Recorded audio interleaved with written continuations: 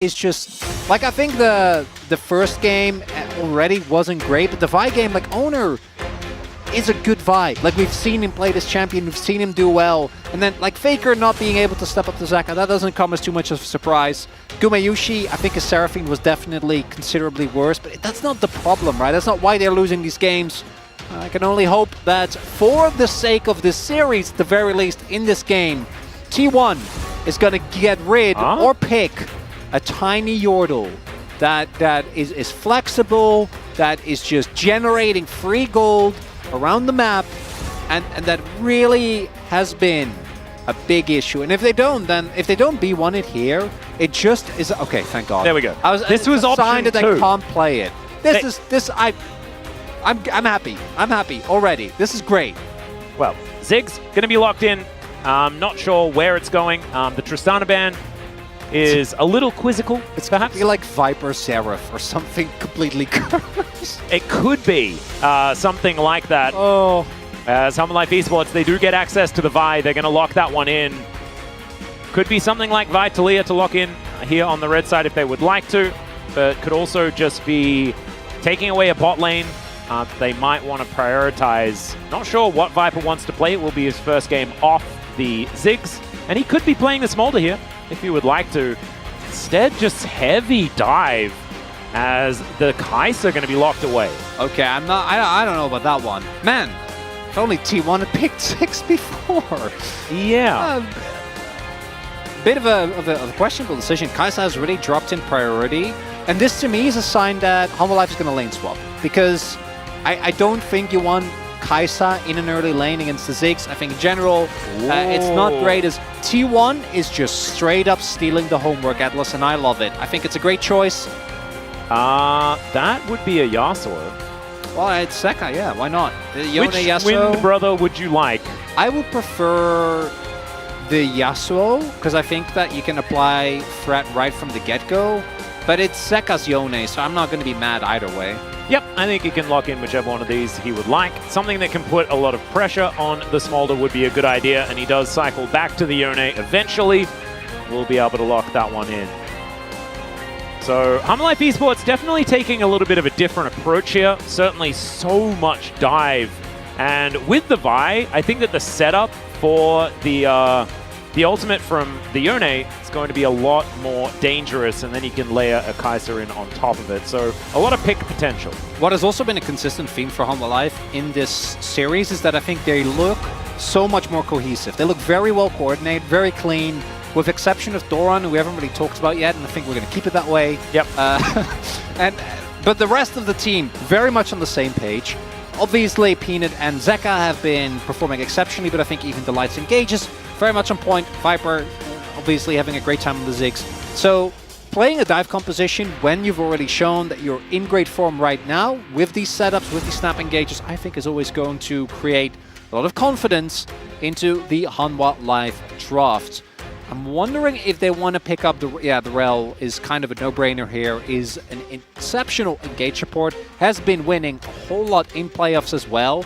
And I also truly believe that you, even if you go for the quote-unquote counter pick with the Alistar, which it's a great Alistar, but you can't give the Ziggs team a Rel. Like, just don't do it. Keria going Alistar I think is completely fine. Makes a lot of sense. And there's going to have to be a blind pick here for Zeus. And it's probably just going to be Renekton. I'm just putting it out there. The Sejuani Renekton. Or it's like Smolder top and Faker counterpicks the Yone. That's like the only other angle. Could we have a Wind Brother off? That means that we'd have another Brother battle, like we did in the first one. That's really cool if that happens. Well, Camille is another option here. That's a lot of side lane threat. 4-1. Really powerful. Yeah, I just love Camille when she's picked with Ziggs. I'm a simple man. You know, when you have a lot of overlapping geometrical shapes, even if they're not the same shape. Oh, yeah, true. That just works. We saw it with Hanwha in game number 1. Geometry, baby. That's what gets you across the line. What does Doran do? The Jax Camille battle could be coming in here. That is a lot of hands required. Certainly a fun one, but something that you know, Doran has actually done very well on in the past. I think his Jax has been one of his better champions, but into Zeus, and right now, as far as form is concerned, I'm a little worried. Yeah, it's also not... I don't think it's one of those matchups that you guaranteed win. Like if you misplay, I think gets ahead. It's a skill matchup. Yeah, right? I tilted slightly towards the Jax, but it's definitely can go either way. And again, it's a very snowbally matchup. And one team has Ziggs who can just be in the sideline by himself and have a very easy roam timer. Or rather, the Alistair can have a very easy roam timer to influence the top lane matchup. It's also one of the picks that does actually work really well with this Sejuani, which I am happy about. And I also think it's just a better champion in this draft than the Renekton would have been, so I'm happy about that. That said, I don't think Doran's form thus far has been great, so him opting into a skill matchup is definitely a bit of a stretch. I just want more gameplay, Atlas. If we get a double 3-0, yesterday's I don't think should come as a huge surprise. No. But today, the only one who predicted a 3-0 was Wadid, and I think many of us were expecting at least a game. I hope that this is this game. I would agree. And now we have to remember, this is where the T1 reverse sweep starts. Right? I like your optimism. I'm not going to follow, but I do applaud you for the bravery. Hey, your prediction rides on this, right? You're the 3-2er for T1. Hey, it's fine. I had great predictions in the regular season. Cancel playoffs. I don't care. You just really hated being complimented. Yeah. So you're just trying your very best to lose them. Let's dive onto the Rift for game number 3.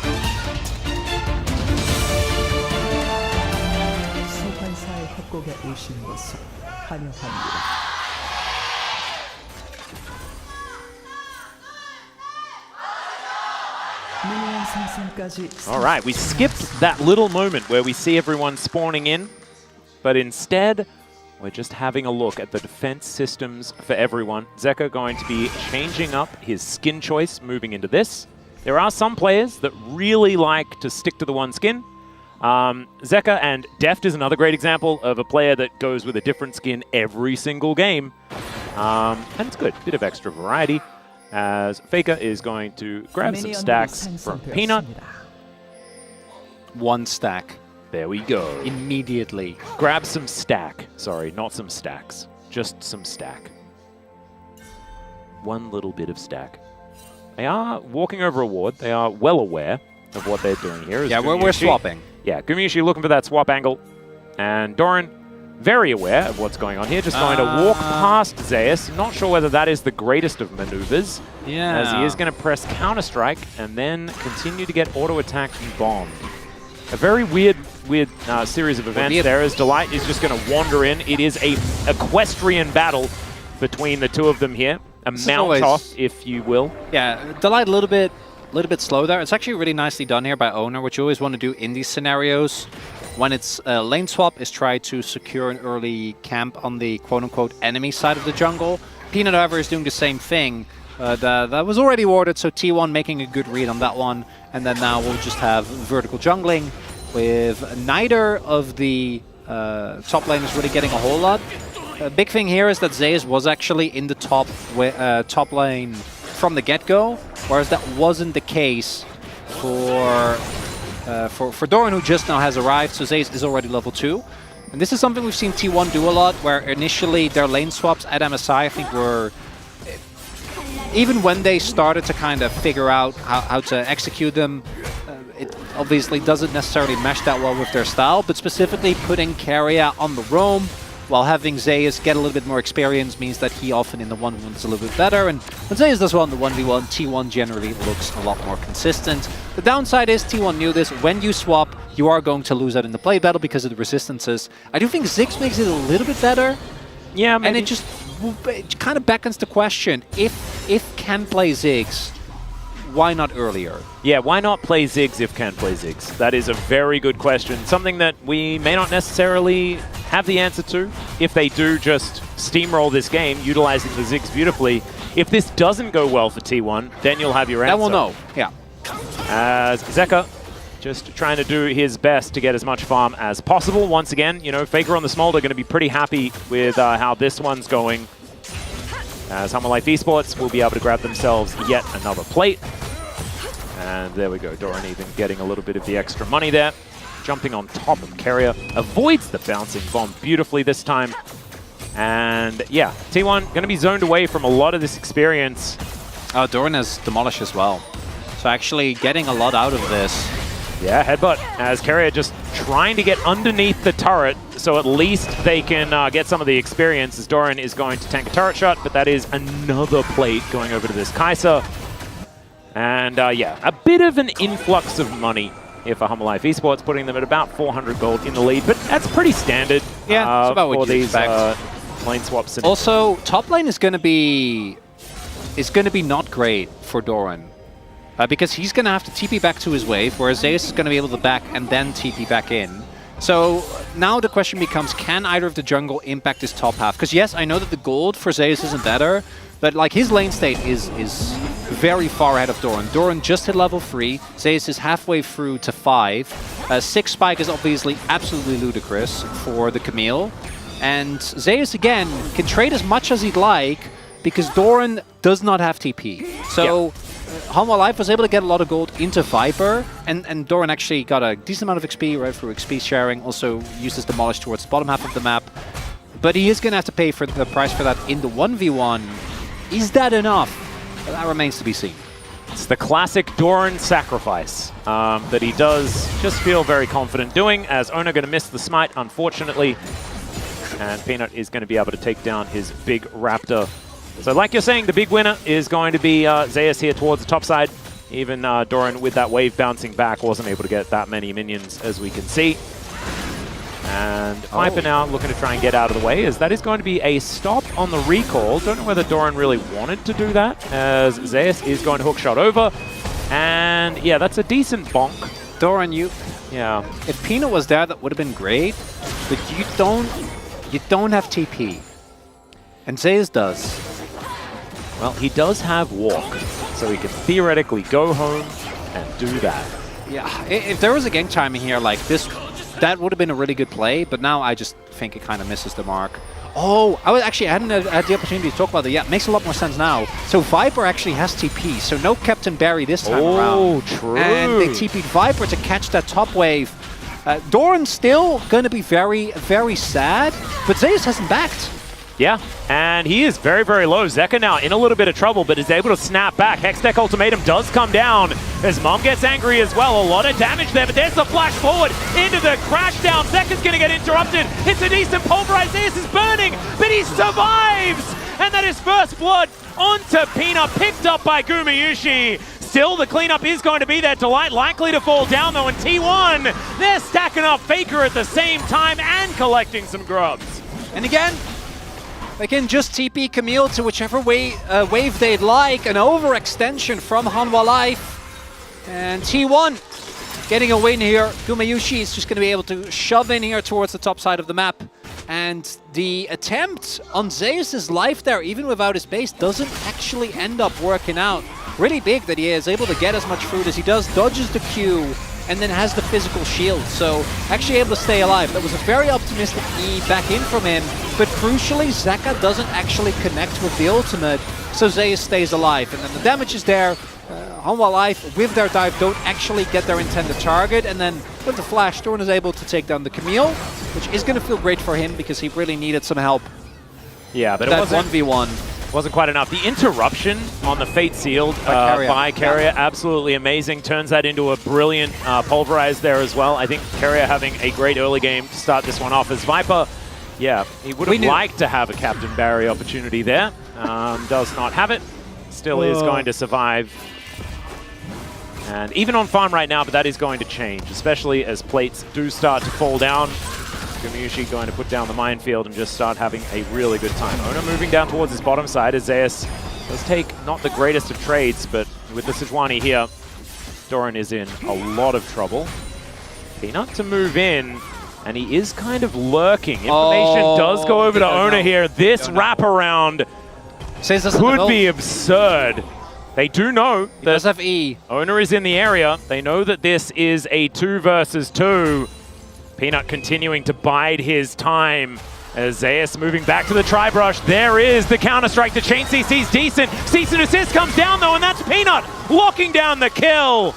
The cat and mouse there in that bottom lane, and that 2v2 was beautifully played by Hanwha. Oh, Peanut just continues to find these moments. That's a pick onto Zeus. That was one of the few lanes for T1 that really was setting up for great success. And now Doran, doesn't go. I would have greeted for the demolish 100%. But I'm glad that he doesn't, because Faker then doesn't get to stack off the Jax and possibly even kill him. And so first Drake going to go over to Humble Life Esports here as that Hex deck is going to be locked down, and Secret Agent Peanut exactly in the right spot. The problem here obviously is, like, if Zeus is ult, he can actually negate a lot of that damage, but he doesn't. So he just ends up taking way too much upfront burst, so he can't use the power of that Sejuani with the Camille. As we all knew Delight wasn't really going to be in trouble there. Yeah. Did look annoying. And now the top lane matchup is just equal, right? 2 assists there for Doran. I think the items are pretty similar. Well, actually, Doran has an advantage. Oh my goodness! Yeah. A whole refillable potion? I know. That's crazy. We'll see whether Zeus can go back to base and buy just that to create the equilibrium that we all deserve.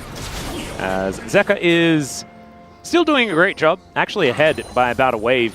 Faker having to play some triage around the map, trying to pick up some of these waves that were struggling, especially after that last gank on the bottom side. Rift Scuttler going to be taken here by Viper. We haven't seen too much from him on this champion just yet. See what he's actually going to be able to get done on the Kai'Sa in this game, because we do need to see Humble Life Esports sort of set up for some of these pick-style skirmishes, because so far that hasn't really been the aim of the game. It's been more just laning phase and ganking and stuff like that. When we do finally get some of these moments, we'll be able to see some of the value, perhaps, of this this Kai'Sa. They're setting up a slow push towards the bottom half of the map.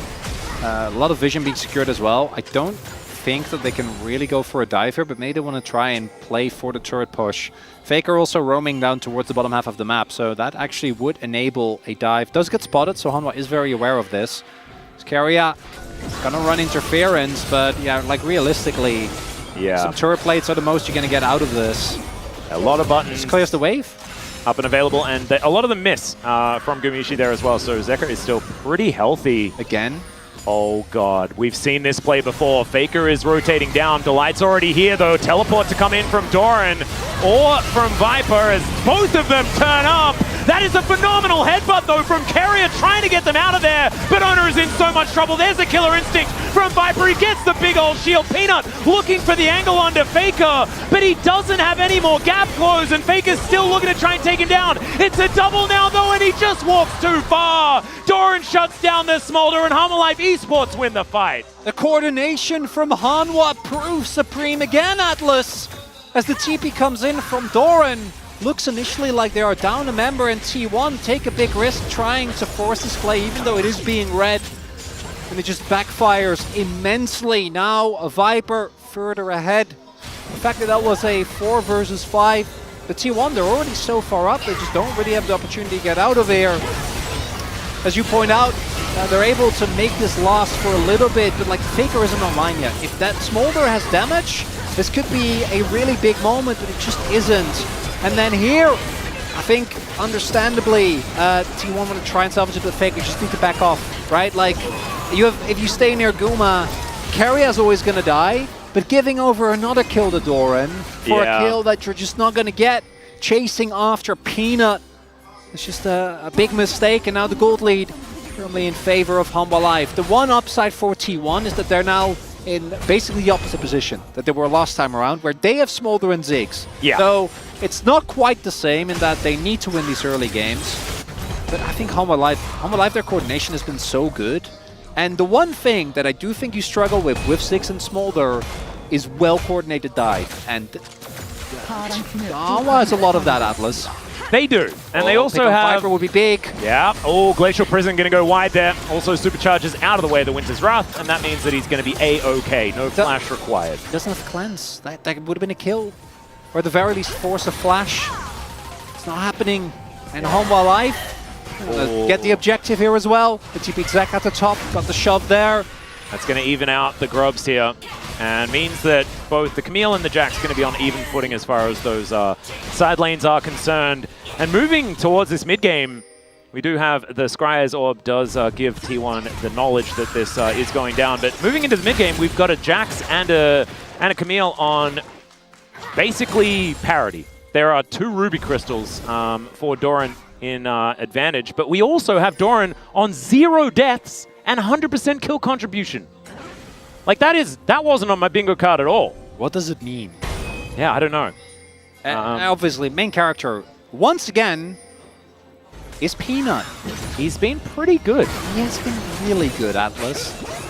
And of course, the way that it's supposed to go, guys, and the way the script writers have put this together is that T1 goes into the lower bracket and beats earlier, and last time around, Life Esports, it was a 3-0. It was. In the first matchup, and then T1 comes back, you know, they get a little bit of extra practice against D+, taking them down in a difficult series, and then they'll 3-1 Life Esports on their way to the finals. Chronicle, don't worry, it's all still set up. Cloud Salt is going to be coming in as well, my personal favorite. You're going to run real fast, and that feels great. But we'll just see whether T1 can weather the storm, because this time, they're not the ones with all of the onus on them. Life Esports need to close this one out. They have been able to do that in our first 2 games, albeit after some shenanigans, especially in Game 2.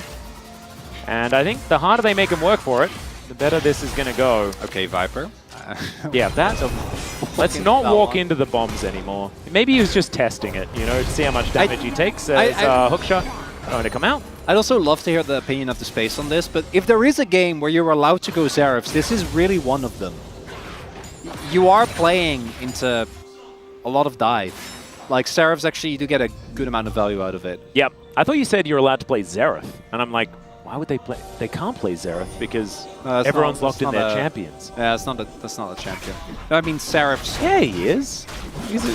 If you play in low ranks, Zeref is always there. Don't you worry. Zeref? Yeah, we've all been there. It's the worst. Yet another cool Shuriman guy, which we all know there we go. Atlas is a big fan of. I do like my Shurimans. I think if I was to play the Riot MMO when it comes out in 2057, I'm definitely going to start as a Shuriman character. So I hope I'm not Ionia, but I feel like the weeb in me has been good. I really love Freljord and Mount Targon, you know? Yeah. But I'm worried about myself. I think you'll probably be an Ionian. Maybe I will too. You never know. Maybe I'll just... The Way of the Sands will not be for me. What's more edgy? Is it Ionia or Shadow Isles? Because I know Shadow Isles is way more edgy. But I mean, I've seen the reviews for the Crow that recently came out, so I feel like the stocks are down. But Yasuo also feels very edgy. Yeah, that's true. Diego is just edgy. We're going to have a look at Yone here, though. He's pretty edgy himself. He's possibly walking into a trap, but does unbind his soul before he does so. Faker just going to take a bit of damage, but also get a couple of stacks. And it's 16 minutes into the game, sitting on 169 right now. That's not bad pace. Yeah, pretty nice stacking so far. Good enough. Looking like we should be able to hit that 225 at around. And if he stays on course, about 22 to 24 minutes. Only died once, so in that regard is going to be helpful. We do have Humble Life again, setting up these very proactive plays already, invading as a unit, getting control and seeing if some poor soul walks up. And yet another reason as to why Ziggs is just really good. Yeah, the side lane control, certainly something that he does excel in. Still hasn't lost a game in playoffs, Atlas. Nope. 7 in a row so far. There hasn't been that many games. I still can't believe. Yeah, okay, but some of those games were like BNK and... Yeah, that's true. I mean, like, yeah, the main ones that I'm focusing on are the fact that, like, Pei's played it, what, 3 games in a row? He did also look like not the have best been allowed. Yeah. But that's fake data. I agree with you on that one. Yeah, but I mean, it's not fake data. He was also just allowed to play it 3 games in a row. So I think, I mean, T1 were not the only team that was struggling to figure out a way to counter the champ, because if you do manage to mitigate it, it gives you so much breathing room in these drafts. And T1 knew that they had to be able to win a game on red side to be able to take this series, right? Just because Life Esports did get side selection to start this one off. And so you can understand exactly why they sort of left it up, because it's just not a lot of room when you're playing against Peanut, who needs to have, like, deforestation to start things off, as Doran possibly in trouble here. The teleport to come in, or teleports, but no. Vipers is on cooldown. Zeka is going to turn up. Delight in perfect position once again to play interference. I was actually really hoping, as Guma just accused himself, that they would TP Guma in and just satchel, which would have been so cool. Yeah. It's like the turret's just gone. They get the turret anyway. I didn't really need to do that, but He also wanted to be defending the outer turret in the mid lane that Viper is putting a bit of pressure on. Looks like the inner turret is not going to be on the minds of T1, but able to pull back that gold advantage by about 400 as a result of that turret going down.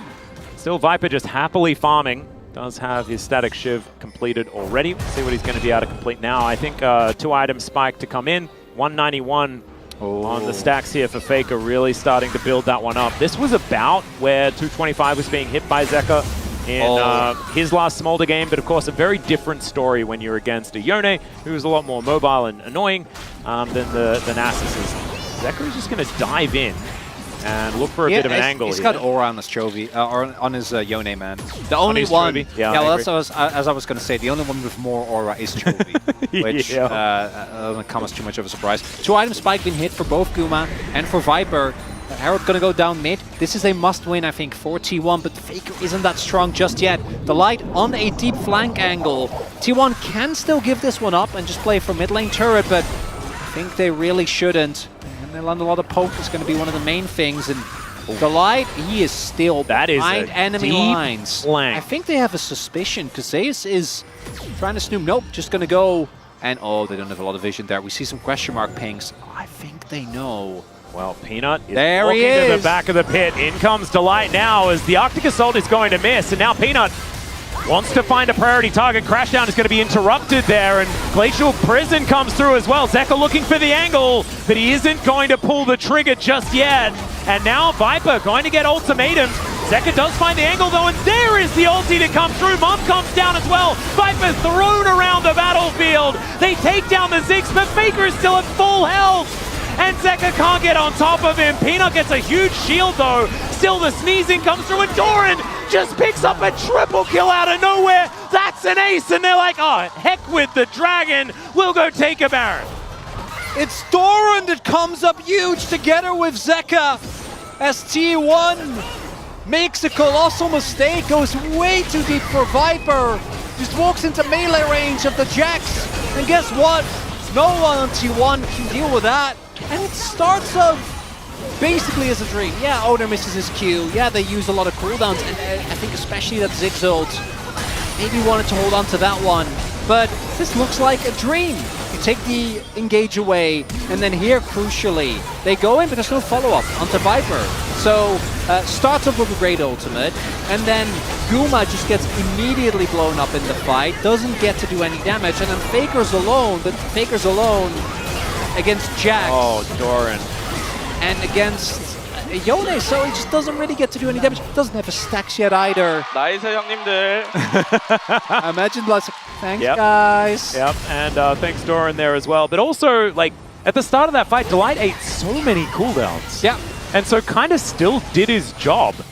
All things considered, as there's a flash forward. They do manage to lock up Viper here, and they will be able to mitigate a lot of the push. Zeus now moving in. It will be the dragon taken, so Soul Point is going to come on through. Great knock-up. There's the Glacial Prison going to be eaten here by Humble Life Esports, but now Delight. Crashdown comes on back in. The ultimate! And it is just Zeka taking control. How do they make these things happen? Keria, he's almost out of cooldowns. He finds one last Pulverize, but this fight is done. And even without Viper there, they still roll over the top. This is probably the best day of League of Legends Zeka has ever had. And he won Worlds in 2022. Yeah, and also we're coming in, we're like, oh, Doran. Yeah, another great series. What have you been doing, my man? And just Jax, still 100% kill contribution, by the way. Jax does have an incredible amount of power in this draft. Again, Counter-Strike is insanely strong, but T1, I was fumbling these team fights. Humble Life is straight up outplaying them again. Blood invested into killing Viper, but I think that's fine. As T1, they're just not respecting, and they're lining up. Look at this, as you point out, all on their way, trying to make it happen, and then Delight sets them up, and then the free. That's it. That's the end of it. Like, and the cease and desist keeps them CC'd for so much longer because of the knocker side. Oh man! One of Zeus, one of Zeus, Faker, or Guma needs to be alive because they don't have damage otherwise, and they just keep getting like triple man ulted. And on my life, they're just straight up outplaying them. And now, for what looked like a pretty okay game state, like this game's done. Yeah. I know they have Smolder and Ziggs. I know Smolder's hit his stacks. I don't think it matters. I think that this is a insanely dominant 3-0 sweep unless T1 get the comeback, the likes of which we haven't seen yet this playoffs. That's what they're relying on if they want to keep this series alive. HLE Esports looking to repeat what Gen.G did yesterday and make the upper side of this bracket look very, very powerful here in the LCK. Teams waiting in the wings will mean that T1 not out of it if they lose this game. They will have to face off against a D+ that did just struggle against Gen.G yesterday. An opponent that they have been able to dispatch more recently than not. HLE Esports have been able to best T1 both times of asking here this season, and look at that gold advantage. 3.7k for Doran. That is a ludicrous amount of money. All right, Blast going to try and get them back in here as there's the Void Seeker. Viper taking matters into his own hands, and Goomer's just dead. There is nothing that they could do about it. Now Keria's in trouble. The fate is going to get sealed, and even is able to queue out of the way of the Glacial Prison that was lying in wait. They are still taking a bit of damage here as more Void Seekers funnel on through. But this is going to be even more money going over to HLE Esports. That 10,000 gold gap is very close approaching, sitting at 9k right now, and Peanut going to be able to get rid of all of this vision. Look at the vision line encroaching onto T1. As we take a look here, it's a classic. You just want to get that satchel. Really, I'm very happy that Guma is showing us some of the weaknesses of the stick. You gotta be able to say no to getting that turret Atlas. This is the problem, is that if you do have the type of opposition that doesn't just sit around and has to watch you slowly poke you down with the Smolder, with the Ziggs, but you're on the front foot, you're the one engaging continuously, he all of a sudden looks a lot worse. Like, yeah, Faker's hit his item spike, but HLE sitting on Soul Point, sitting on 9,000 gold lead here. Basically an item up across the board. And they don't, it's not even like they don't have range, because Viper can just fire these Void Seekers. Outside of Oner, everyone else going to be, I guess Keria has one more so, but everyone else going to be very unhappy if they face tank one of those. And look at Doran as well, recognizing that they don't have the most amount of magic damage. Yep. The Abyssal Mask comes in just to try and buff up Viper, who does have his Nash's Tooth now completed. Zeka does some mixed damage as well, so yeah, kind of some value there. Between Jax, and Doran probably going to go Zhonya's next. So like between Jax, who has a good amount of AP scalings, the Oner... Zhonya's fourth feels kind of unfair, right? Because it's like all of his items kind of do more damage, but they're also kind of tanky. It does actually feel very unfair, yeah. Yeah.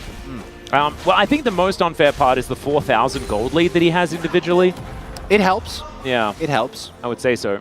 It's a good outfit for HLE. That's what it comes down to, Atlas. If he was to write a guide, would the first part of the guide be get 4,000 gold ahead, or would the first part be like what to build and stuff like that? Because I think the most important part in this game is the gigantic snowball that HLE Esports has built. I was trying to get back to fashion analogies. What would the fashion analogy be? Well, I don't know. I was kind of hoping you would give me an opening, but I thought that was an opening. It was a bit ham-fisted. However, I would say that it was probably an opportunity for you to go for it. That is going to be Cloud Soul picked up here by HLE Esports.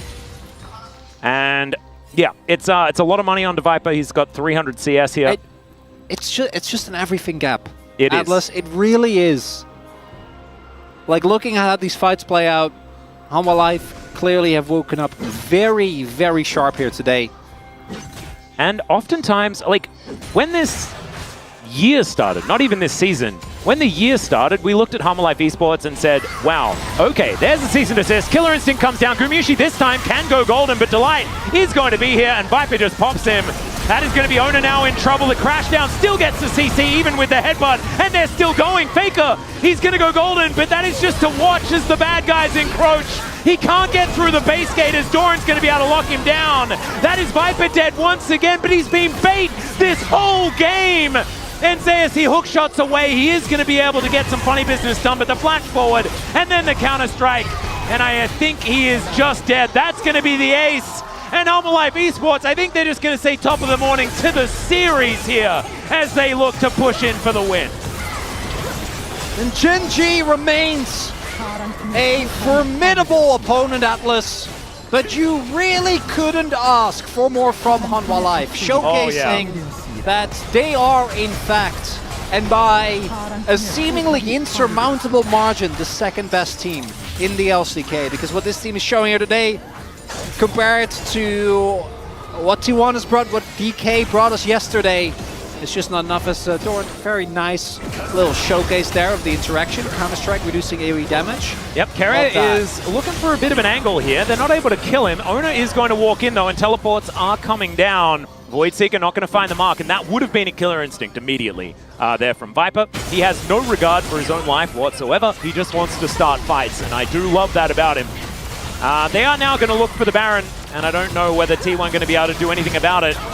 If ever there's a time for a Hail Mary, though, it is right now. Voidseeker going to connect onto Oner as Zeka never mind, he's absolutely fine. Unbinds the soul, and Peanut going to get headbutted back. But now Doran looking for the angle, doesn't get the counter-strike as Gumayusi. He's able to flash to get himself out. That is a decent ulti, though, and Doran just goes golden. The cease and desist comes down, and now it's Viper at full health, just massacring them. And the wallets, they come down hard. And that is going to be another ace. And that will finally be the win here for Hanwha Life Esports. Clean ace, Atlas! As Hanwha Life stamps an end to this game and this series. And a perfect game for both Doran and for Zeka. Incredible performances from the solo lanes in this one, but Zeka, this series for him, I mean, this